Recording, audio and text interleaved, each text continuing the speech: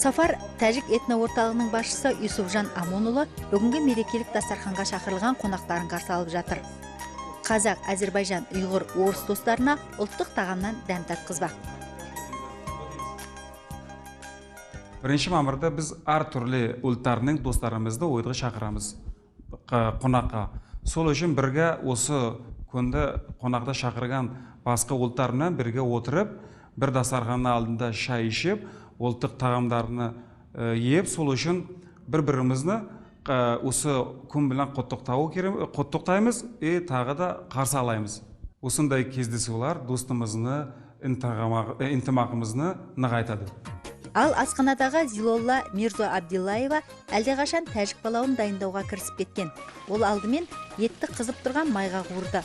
Одан кейін тұз сеуіп пиязын салды.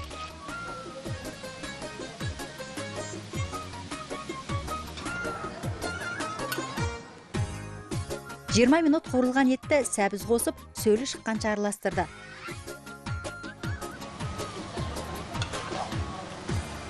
Палаудың негізгі бөлігі дайын. Енді су құйып, ноқат салып қайнату керек.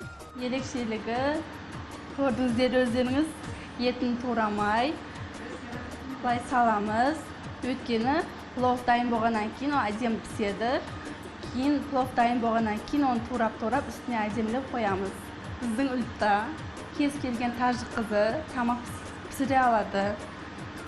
Бұны әркім істей алады тәжік қыздар. Енді біз қазір ноқатты салайық.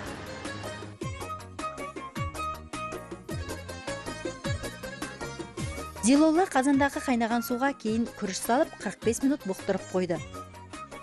Міне, тәжік палауы дайын. Енді оны қонақтарға ұсынуға болады. Көріп тұрғандарыңыздай ерекше безендірілген. Табақтың жартысы етпен көмкерілсе, бір жағына бөдене жұмыртқасын тізіп қойыпты. Ал 3 жолақ етіп жасалған аскөк пен пияз қызанақ Тәжік Республикасының байрағын көрсетіп тұр. Қазақстандағы ұлт өкілдерін бәрін құттықтаймын 1 мамырмен. Оларға денсаулық, өмір ұзақ болсын. Осындай бәріміз жақсы жасап жүре берейік.